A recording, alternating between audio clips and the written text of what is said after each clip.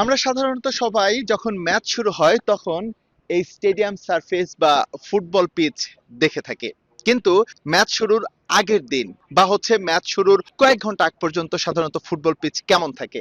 একেবারে আলো ঝলমলে ম্যাচ শুরুর আগ পর্যন্ত মাঠটাকে এইভাবে প্রোটেক্ট করে রাখা হয়। আমার বাম পাশে আপনারা দেখতে পাচ্ছেন, এগুলি ব্রডকাস্টার যারা রাইটস পেয়েছে, একেবারে ফার্স্ট রাইটস, যারা স্টেডিয়াম থেকে সরাসরি ম্যাচ সম্প্রচার করে। স্টেডিয়ামের একদম পেছন ভাগে থাকে তাদের পার্ট, তাদের পেছনেই তাদের ক্রু এবং অফিসিয়াল এবং ভিআইপি দের জন্য এখানে বসার জায়গা রয়েছে।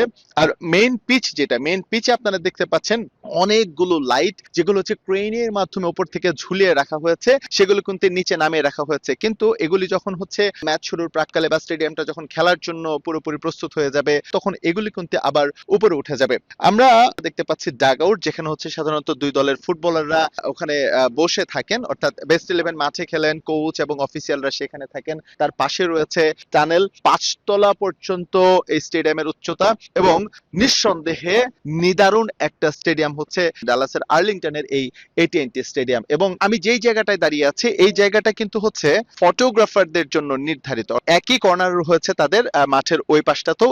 আর আমার ঠিক সামনেই যেই আসনগুলো রয়েছে, এগুলি সাধারণত একেবারেই ভিআইপি আসন, এবং তার উপরে আপনার বক্স, প্রেসিডেন্টস বক্স এবং হসপিটালিটি বক্স যেগুলি বলি না কেন, একেবারে ভিআইপি যে টিকিটগুলো, এগুলি তার আশেপাশে, কারণ তারা একেবারে খেলোয়াড়দের কাছাকাছি থাকেন, খেলোয়াড়দের কাছ থেকে দেখার সুযোগ পান। এখনো ম্যাচ শুরু হতে প্রায় 24 ঘন্টার মতো বাকি রয়েছে, কিন্তু আমরা দেখতে পাচ্ছি স্টেডিয়ামের প্রতিটি কোনায় কোনায় কিন্তু সবাই আসলে পরিষ্কার পরিচ্ছন্নতার কাজ করছে, কেউ সিকিউরিটি চেক হচ্ছে, সবকিছু মিলিয়ে ম্যাচ শুরুর আগে যতটা পরিপাটি হয়ে নেওয়া যায় তার পুরোটাই রয়েছে।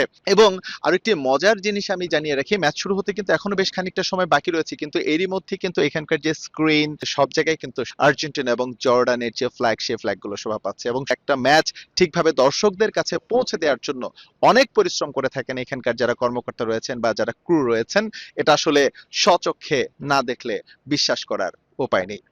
এটিএনটি স্টেডিয়ামের ফুটবল পিচ থেকে এস এম ইকবাল, সময় সংবাদ, ডালাস, মার্কিন যুক্তরাষ্ট্র।